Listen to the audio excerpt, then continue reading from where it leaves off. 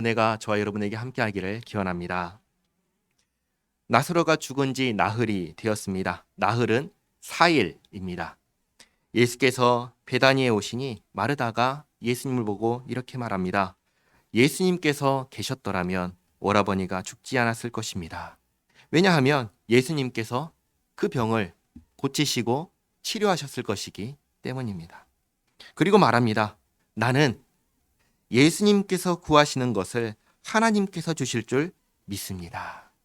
예수님께서 무엇을 구하시든지 하나님께서 다 들으실 줄 믿습니다 하고 얘기를 합니다. 그러자 예수님께서 말씀하십니다. 네 오라비가 다시 살아나리라. 그러자 앞에 믿습니다 했던 말과는 전혀 다른 얘기를 하지요. 마르다가 말합니다. 마지막 날에 부활 때에는 다시 살아날 줄을 압니다. 근데 예수님의 말씀은 그 이야기가 아닌 것이죠. 그래서 11장 25절에 예수께서 이르시되 나는 부활이요 생명이니 나를 믿는 자는 죽어도 살겠고 무릇 살아서 나를 믿는 자는 영원히 죽지 아니하리니 이것을 네가 믿느냐. 예수님은 부활이시기에 죽은 자는 살아납니다. 예수님은 생명이시기에 다시는 죽지 않습니다. 예수님을 믿는 자는 예수님 안에서 관계가 회복되고 예수님을 믿는 자는 예수님 안에서 영원토록 이 관계가 끊어지지 않습니다. 그런데 이것이 우리의 눈으로 보이나요? 당장에 우리 눈으로 와 저렇게 되는구나 하고 보이나요? 이게 보이지가 않습니다. 왜냐? 영적인 일이기 때문입니다. 그렇기에 보여줄 수가 없습니다. 그러나 보여줘야 됩니다. 알려줘야 됩니다. 그래서 예수님께서 정말 그러한 분, 예수님께서 정말 구원자시라는 것을 믿을 수 있게 해야 합니다. 그래서 이것을 보여주고 이것을 알려줘서 예수님을 믿게 하기 위해서 예수님께서 지금 나사로가 죽은 다음에 비로소 베다니에 오신 것입니다. 예수님께서 말씀하십니다. 네가 나를 믿느냐? 네가 나를 구원자로 믿느냐? 마르다가 대답합니다. 27절에 이르되 주여 그러하외다. 주는 그리스도시요 세상에 오시는 하나님의 아들이신 줄 내가 믿나이다. 아멘. 우리는 누구를 믿고 우리는 무엇을 믿나요? 우리는 예수님을 믿습니다. 예수님께서 하나님께서 보내신 구원자이신 줄을 믿습니다. 우리는 예수님께서 우리를 구원하셨다는 것을 믿습니다. 그러나 그 시대에 예수님과 함께 있던 그 시대의 사람들은 그걸 아나요? 아직 모릅니다. 몰라요. 그러니까 예수님께서 이제 이 일을 하시는 것입니다. 11장 28절 이 말을 하고 돌아가서 가만히 그 자매 마리아를 불러 말하되 선생님이 오셔서 너를 부르신다 하니 마리아가 이 말을 듣고 급히 일어나 예수께 나아가매 예수는 아직 마을로 들어오지 아니하시고 마르다가 맞이했던 곳에 그대로 계시더라. 마리아와 함께 집에 있어 위로하던 유대인들은 그가 급히 일어나 나가는 것을 보고 곡하러 무덤에 가는 줄로 생각하고 따라가더니 마리아가 예수 계신 곳에 가서 배웠고 그 발 앞에 엎드려 이르되 주께서 여기 계셨더라면 내 오라버니가 죽지 아니하였겠나이다 하더라. 마리아도 지금 마르다하고 똑같은 이야기를 합니다. 뭐라고 하죠? 주께서 여기 계셨더라면 내 오라버니가 죽지 않았을 것입니다.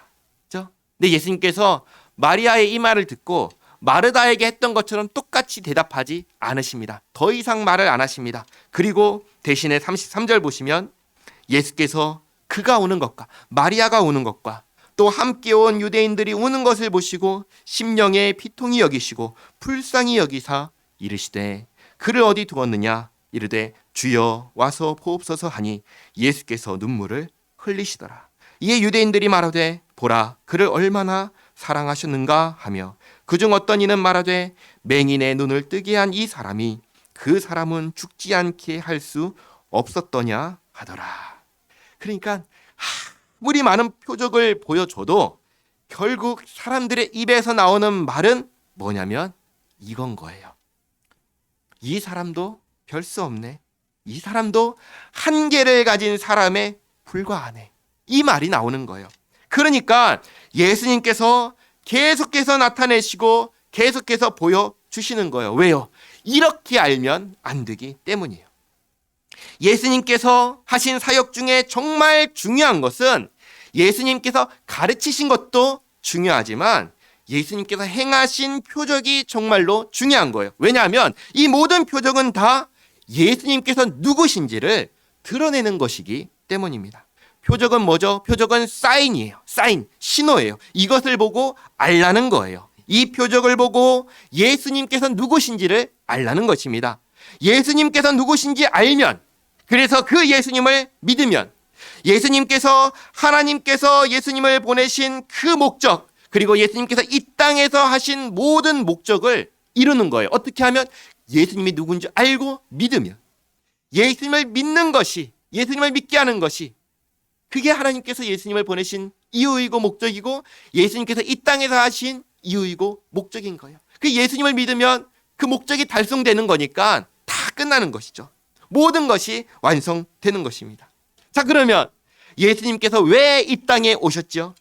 왜 말씀이신 하나님께서 사람이 되셔서 이 땅에 오셔서 자기가 만든 피조물이잖아요. 우리 사람들은 자기가 만든 피조물에게 무시당하고 멸시받고 천대받으면서 이렇게까지 표적을 행하시며 자신이 누구인지 왜 알리셔야 했나요? 이유가 뭐죠? 한 가지죠. 구원하시려고. 자기 백성을 살리시려고. 자기 백성을 구원하시려고. 구원은 뭐죠? 구원은 무엇으로부터의 구원이죠? 구원은 죄로부터의 구원입니다. 죄가 무엇이죠? 죄는 하나님의 법을 어기는 것이고 하나님과의 관계가 끊어지는 것입니다. 그래서 그 죄의 결과가 무엇이죠? 죄의 결과는 죽음입니다. 사망이에요. 그러니까 구원은 무엇으로부터의 구원이냐면 죄로부터의 구원이요, 죄와 사망으로부터의 구원인 거예요. 죽음으로부터의 구원인 거예요. 지금 예수님 앞에 있는 이 사람들이 다 무엇 때문에 울고 있죠? 무엇 때문에 울고 있죠? 죽음 때문에 울고 있잖아요. 사람이 죽어서 울고 있잖아요. 죽음의 권세 아래에서 울고 있습니다. 이 모습을 보면서 예수님의 심령이 비통히 여기시는 거예요. 그래서 불쌍히 여기시고 그래서 눈물을 흘리시는 거예요. 멸망의 권세 아래 눌린 이들을 보면서 예수님께서 애통하신 거예요. 예수님께서 이들을 죽음의 권세에서, 죄와 사망의 권세에서 건져내시려고 오신 거잖아요. 죄와 사망의 권세에서 건짐을 받으려면, 구원을 받으려면 어떻게 해야 하죠? 예수님께 나아가야죠. 예수님을 의지해야죠. 예수님을 믿어야죠. 그리고 예수님을 믿으려면 예수님이 누구신지 알아야지요. 예수님이 누구시죠? 구원자시죠. 예수님이 누구시죠? 하나님께서 보내신 하나님의 아들이시잖아요. 그렇게 알고 그래야 믿을 수가 있는데 지금 얘기하는 것처럼 그도 별 수 없구나. 그도 한계를 가진 사람에 불과하구나. 맹인의 눈을 뜨게 한 사람도 이 죽을 사람은 살리지 못하는구나. 사람이네, 불가하네. 이렇게 얘기하면 되나요, 안 되나요? 안 되는 거예요. 이러면 안 되는 거예요. 그래서 38절에 이에 예수께서 다시 속으로 비통히 여기시며, 왜 비통히 여기셔요? 이때는 자신이 그토록 누구인지 알려주고 보여주고 해도 결국 하는 말이 뭐예요? 별 수 없네. 이러니까 비통히 여기시면서 무덤에 가시니, 무덤이 어떻게 돼 있죠? 굴이라 돌로 막았거늘. 39절 예수께서 이르시되 돌을 옮겨 놓으라 하시니 그 죽은 자의 누이 마르다가 이르되 주여 죽은 지가 나흘이 되었음에 벌써 냄새가 나나이다. 죽은 지가 나흘이 되었고 그러니까 벌써 4일이 지났습니다. 냄새가 난다는 거예요. 썩고 있다는 것이죠. 그러니까 나사로는 죽었어요, 살았어요? 죽은 것이죠. 너무나 분명하게 죽은 것입니다. 40절에 예수님 말씀하십니다. 예수께서 이르시되 내 말이 네가 믿으면 하나님의 영광을 보리라 하지 아니하였느냐 하시니 돌을 옮겨 놓으니 예수께서 눈을 들어 우러러 보시고 이르시되 아버지여 내 말을 들으신 것을 감사하나이다. 항상 내 말을 들으시는 줄을 내가 알았나이다. 그러나 이 말씀 하옵는 것은 둘러선 무리를 위함이니 곧 아버지께서 나를 보내신 것을 그들로 믿게 하려 함이니이다. 아멘. 예수님께서 4일이나 늦게 오시고 예수님께서 이제서야 베다니에 오셔서 지금 이 일을 하시는 이유가 뭐예요? 목적이 뭐예요? 예수님께서 아주 분명하게 말씀하시죠. 아버지께서 나를 보내신 것을 그들로 믿게 하려 함이니이다. 분명하게 말씀하시죠. 왜 늦게 오셨는가? 왜 지체하셨는가? 왜 그때 계셨으면 살았을 때 치료하셔서 이 일을 당하지 않게 하셨을 건데 왜 이제 오셨는가? 말씀하시죠. 이를 통해서 내가 누구인지 알게 하기 위함입니다. 43절 이 말씀을 하시고 큰 소리로 나사로야 나오라 부르시니 죽은 자가 수족을 배로 동인 채로 나오는데 그 얼굴은 수건에 쌓였더라. 예수께서 이르시되 풀어놓아 다니게 하라 하시니라. 마리아에게 와서 예수께서 하신 일을 본 많은 유대인이 그를 믿었으나. 잘 보시기 바랍니다. 요한복음은 계속해서 선언하고 증명하는 형태로 예수님께서 구원자시라는 것을 알려주고 있습니다. 자신을 부활이라 선언하시고 죽은 자를 살리심으로 증명하셨습니다. 자신을 생명이라 선언하시고 죽은 자를 살리심으로 생명을 주시는 분이라는 것을 증명하셨습니다. 오늘날에야 우리에게야 이것이 언제 일이에요? 2000년 전에 일어난 일이니까 지금 당장 우리의 눈앞에서는 일어나는 일이 아니잖아요. 그러니까 우리는 그런 얘기를 해요. 믿을 만한 증거를 달라. 이런 식의 얘기를 하지만 그 당시에는 예수님께서 이 땅에 계실 때에는 사람들에게 믿을 만한 증거를 친히 보여주신 거예요. 하나님께서 예수님을 보내셨다는 것을 예수님께서 알리시고 하나님께서 나를 보냈다 선언을 하시고 표적을 행하시면서 증명을 하신 거예요. 눈앞에서 지금 이와 같은 일이 일어났는데 안 믿겠어요? 내 눈앞에서 일어났는데 믿을 수밖에 없지요. 그래서 많은 유대인들이 와서 그를 보고 예수님을 보고 믿었습니다. 그런데 놀랍게도 그럼에도 불구하고 여전히 안 믿는 사람들이 있었다. 성경은 그렇게 알려줍니다. 그게 누구인가? 46절에 그 중에 어떤 자는 바리새인들에게 가서 예수께서 하신 일을 알리니라. 이에 대제사장들과 바리새인들이 공회를 모으고 이르되 이 사람이 많은 표적을 행하니 우리가 어떻게 하겠느냐. 이 말씀을 잘 보세요. 예수님께서 표적을 행한다고 인정을 해요? 아니면 인정을 하지 않아요? 인정을 하지요. 그러니까 이 사람들이 다 예수님께서 그러한 표적을 행한다고 인정을 해요. 그러면 어떻게 해야 돼요? 믿어야 되잖아요. 그렇잖아요. 근데 뭐라고 하죠? 48절에 만일 그를 이대로 두면 모든 사람이 그를 믿을 것이요 그리고 로마인들이 와서 우리 땅과 민족을 빼앗아 가리라 하니. 이게 무슨 말이냐면 이 당시에 이 사람들이 예수님을 어떤 종류의 구원자라고 생각을 했냐면 로마로부터 해방시키는 구원자라고 생각을 했습니다. 유대인의 왕으로서 이 유대를 지배하고 있는 로마를 물리치고 유대의 왕국을 다시 세울 거라고 그렇게 생각을 했습니다.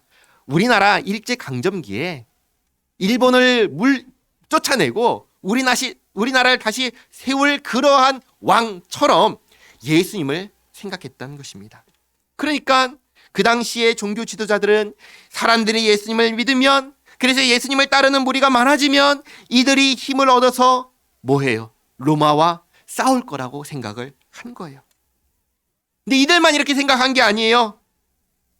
많은 사람들이 그렇게 생각했습니다. 이것을 어디서 알 수 있냐면 오병이어 사건에서 알 수가 있습니다. 예수님께서 표적을 행하셨죠.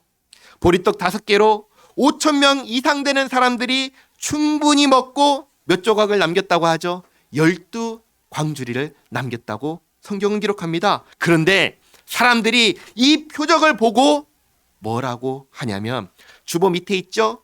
요한복음 6장 15절 말씀 같이 한번 읽어보겠습니다. 그러므로 예수께서 그들이 와서 자기를 억지로 붙들어 임금으로 삼으려는 줄 아시고 다시 혼자 산으로 떠나 가시니라. 아멘. 그 안쪽에 있어요. 주보 안쪽에. 예. 오른쪽 밑에. 그렇죠. 거기에 있어요. 네. 예. 거기에 보시면 뭐라고 하죠? 예수님을 억지로 붙들어 뭘 만들려고 한다고 하죠? 임금을. 그렇죠. 임금을. 그러니까 예수님께서 이 땅에 오셨을 때 예수님께서 자신이 하나님께서 보내신 정치적인 그러한 종류의, 당신들이 생각하는 그런 종류의 구원자가 아니라 죄와 사망의 권세로부터 해방하는 영적인 구원자라는 것을 알리기 위해서 이러한 오해를 바로잡고 증명해야 하셨다는 것을 우리가 알 수 있어요.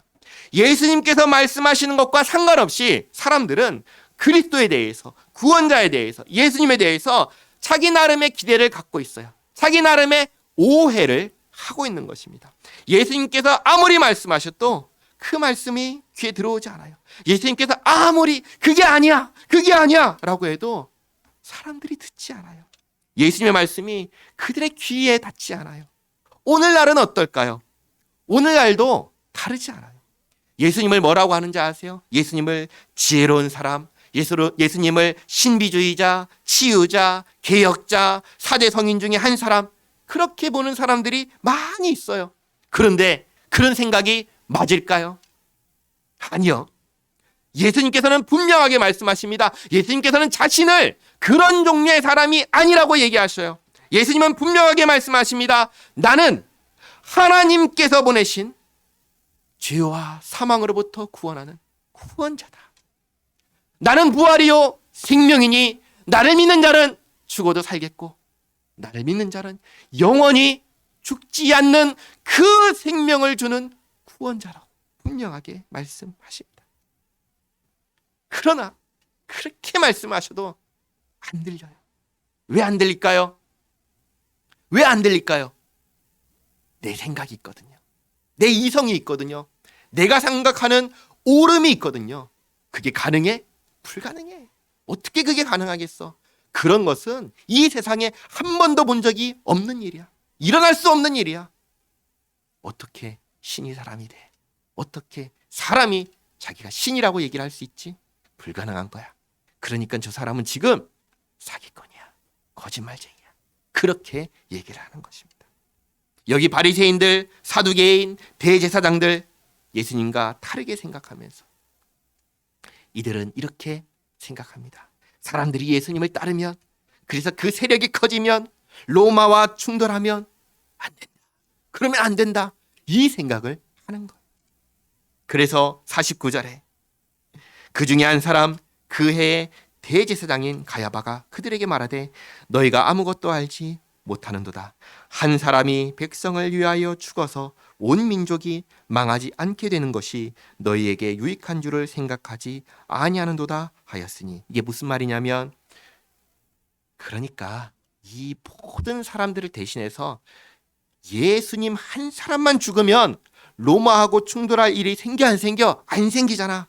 우리 모두가 다 평화롭게 살 수 있잖아. 그렇잖아. 그게 유익인 거 알잖아. 그러니까 어떻게 해야 돼? 예수만 죽이면 돼. 그 얘기를 하는 거예요. 그런데 놀랍게도 이 말 속에는 진실이 담겨 있었습니다. 무슨 진실인가?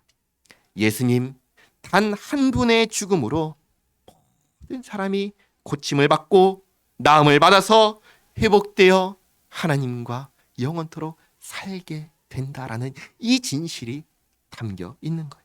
지금 이 종교 지도자들은 그런 의미로 예수님을 죽이려고 한 것은 아니지만, 예수님을 죽이는 이 일이 결론적으로는 모든 자를 구원하기 위한 죽음으로 이어지는 일이 되는 것입니다. 그래서 51절에 이렇게 말씀을 하시는 거예요.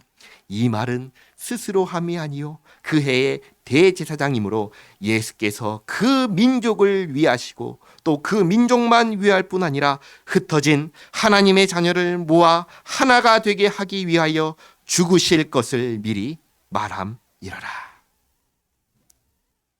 이날부터 그들이 예수를 죽이려고 모의하니라. 그러므로 예수께서 다시 유대인 가운데 드러나게 다니지 아니하시고 거기를 떠나 빈들 가까운 곳인 에브라임이라는 동네에 가서 제자들과 함께 거기 머무르시니라. 뭐예요? 대제사장은 예수님의 죽음에 대해서 자기들의 이익과 자기들의 유익을 위해서 죽이자라고 했지만 그게 뭐예요? 그 죽음이 정말로 예수님 안에 있는 모든 사람을 위한 죽음을 가지고 올 것을 자기는 의식하지도 않았지만 이야기를 한 것입니다.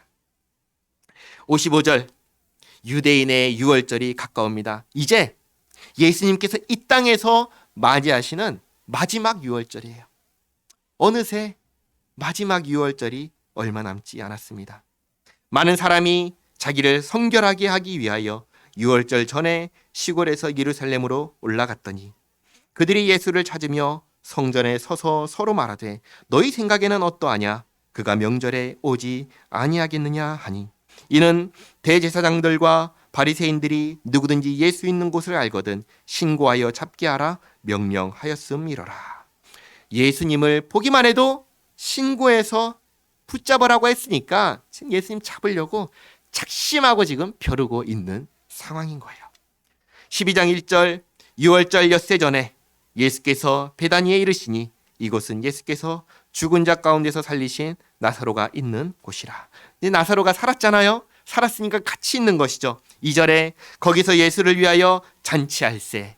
나사로를 살리시고 한동안 떠나 계시다가 6월절이 가까워져서 오랜만에 오셨으니까 반가워요 아니면 왜 또 왔어 이래요. 반갑죠. 반가우니까 반갑게 맞이하고 그리고 잔치를 벌이는 것이죠. 그때 2절 보시면 하반절에 마르다는 일을 하고 나사로는 예수와 함께 앉은 자 중에 있더라. 나사로가 다시 살아난 나사로가 다시 죽지 않았어요. 살아나서 예수님과 함께 있습니다. 그런데 나사로와 마르다의 동생 마리아가 갑자기 옵니다. 어떻게 하고 오죠? 3절에 마리아는 지극히 비싼 향유 곧 순전한 나드 한 근을 가져다가 예수의 발에 붓고 자기 머리털로 그의 발을 닦으니 향유 냄새가 집에 가득하더라. 제자 중 하나로서 예수를 잡아줄 가룟 유다가 말하되 이 향유를 어찌하여 300데나리온에 팔아 가난한 자들에게 주지 아니하였느냐 하니 이렇게 말함은 가난한 자들을 생각함이 아니요 그는 도둑이라 돈꾀를 맞고 거기 넣는 것을 훔쳐 가미러라. 가룟 유다는 자기가 도둑질하는 것을 아무도 모를 거라고 생각했을 것입니다. 그러나 몰라요. 알죠. 자기만 모른다고 생각했지, 자기만 은밀하게 행한다고 생각했지 사람들이 다 알았습니다. 아니까 이걸 기록으로 이렇게 남긴 것이죠. 그런데 여기서 이 가룟 유다의 말을 잠깐 생각해 보겠습니다.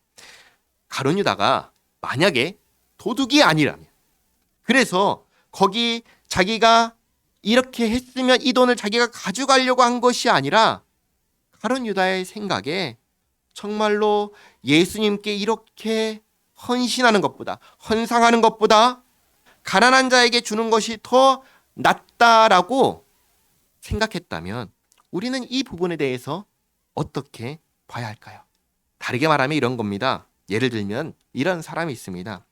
교회에 헌금하거나 11조하는 것은 너무나 아까운데 자선단체나 구제나 봉사하는데 돈을 보내는 것은 이건 아깝지 않아, 이렇게 말을 하는 사람이 있다고 하겠습니다. 그러면 이 사람의 이러한 태도를 우리는 어떻게 봐야 될까요? 헌금하고 11조하는 것은 너무나 아까운데 구제하고 봉사하고 자선단체에 기부하는 것은 얼마든지 할 수 있어. 이런 사람을, 이런 성도를, 그냥 사람이 아니라 성도를, 이러한 태도를 어떻게 봐야 할까요? 답은 간단합니다. 뭐냐? 하나님께 드릴 것은 하나님께 드리고 세상에 보낼 것은 세상에 보내면 됩니다. 어느 것도 강요할 수 있는 것이 아닙니다. 그러나 우리가 이것을 잊지 말아야 합니다. 무엇인가요? 교회는 건물이 아닙니다. 교회는 주님과 함께하는 성도의 모임입니다. 교회는 머리 대신 주님과 그 주님의 몸된 성도의 모임이 교회인 거예요. 이 몸을 유지하는데, 이 몸을 운영하는데 뭐가 필요하죠? 돈이 필요하죠. 그래서 교회에 주님을 섬기는 성도의 모임에 11조를 하고 헌금을 하는 거예요. 11조와 헌금은 여기에 교회에 하나님께 속한 것이에요. 이로써 우리가 함께 교회를 이룬다라는 것을 잊지 말아야 합니다. 교회와 상관없이 개인적으로 얼마든지 구제나 봉사나 자선단체에 기부하는 것은 교회가 아니더라도 얼마든지 할 수 있어요. 기부하는 것으로, 이것을 하는 것으로 내가 하나님께 드렸다 생각하면은 그것은 착각인 거예요. 세상에 보내는 것으로 하나님께 드릴 것을 대신했다 이렇게 생각하면 안 되는 거예요.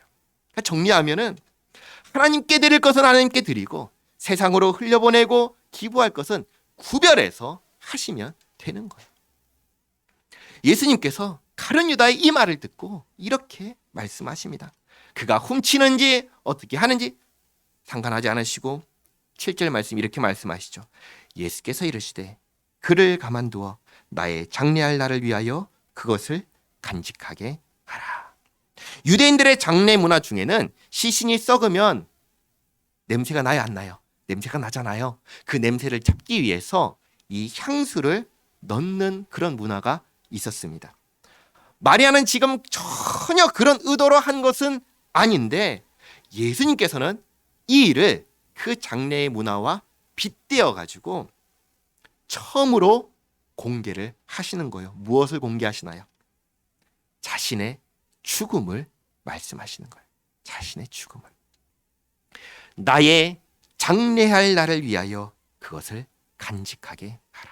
8절에 가난한 자들은 항상 너희와 함께 있거니와 나는 항상 있지 아니하리라 하시니라. 지금까지는 항상 함께 있었습니다. 이 제자들은, 함께 있던 사람들은 이 시간이 계속해서 같이 갈 거라 생각을 했습니다. 그러나 예수님께서 말씀하십니다. 지금까지는 항상 함께 있었지만 이제 얼마 지나지 않으면 더 이상 함께 할 수 없다는 걸, 다시 말해서 자신의 죽음을 말씀하십니다. 9절에 유대인의 큰 무리가 예수께서 여기 계신 줄을 알고 오니 이는 예수만 보기 위함이 아니요 죽은 자 가운데서 살리신 나사로도 보려 함이러라. 죽은 자 가운데서 다시 살아난 사람이 있으니까 당연히 와서 보겠지요. 와서 보고 확인하고 또 확인하고 정말로 죽었는데 죽은 지 사흘 만에 사흘이 지나서 냄새가 날 정도로 부패했는데 살았다라는 것을 확인하고, 그리고 그걸 누가 했죠? 예수님께서 하셨다는 것을 확인하고 알게 된 다음에 어떻게 하죠? 믿는 것이죠. 믿는 것이죠. 그래도 안 믿는 사람이 있다면 그 사람은 정말로 대단한 사람일 거예요. 그건 마치 눈앞에 금송아지를 보여주면서 이게 금송아지야 라고 해도 아니야, 그건 가짜야 라고 말하는 사람하고 똑같은 거예요. 이런 사람이 지금 그때 있어요, 없어요? 있는 거예요. 누가 그렇게 하죠? 대제사장, 바리새인, 사두개인들이 그렇게 하고 있는 것이죠. 많은 사람들이 믿었으나 10절 말씀에 대제사장들이 나사로까지 죽이려고 모의하니 나사로 때문에 많은 유대인이 가서 예수를 믿음이러라. 그러니까 이걸 보시면 믿는다는 것은 정말 쉽지 않은 일이고 믿는다는 것은 하나님의 은혜라는 것을 깨닫게 됩니다. 아무나 믿을 수 없고 아무나 하나님의 자녀가 되는 것이 아닌 것이죠. 성경은 이 모든 것을 통해서 우리에게 무엇을 알리려고 하는 거죠? 예수님 단 한 사람, 예수님 단 한 분을 우리에게 알려주려고 이렇게 애를 써서 이야기를 하시는 거예요. 예수님께서 약속대로 오셔서 우리를 구원하기 위하여 십자가에서 죽으시고 부활하심으로 모든 사람에게 믿을 만한 증거를 주신 것입니다. 표적을 보고 믿으라 하시고 증거를 보고 믿으라 하시는 것입니다. 우리는 이미 예수님의 그 구원의 사역으로 인하여 구원을 받았습니다. 이미 구원을 받았고 그렇기에 하나님의 자녀로 살아간다는 이 사실을 잊지 마시기 바랍니다. 기도하겠습니다.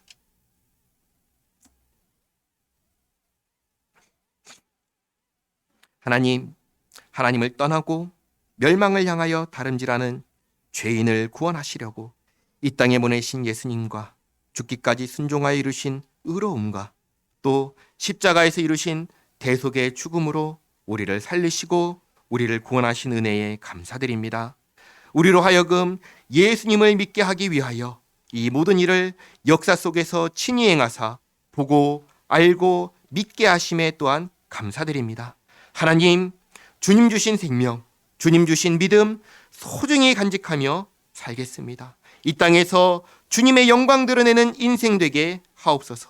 먹든지 마시든지 무엇을 하든지 주님께서 주신 생명으로 주님의 영광 드러내는 삶이 되기를 소원합니다. 그렇게 되게 하여 주시옵소서. 예수님의 이름으로 기도하옵나이다. 아멘.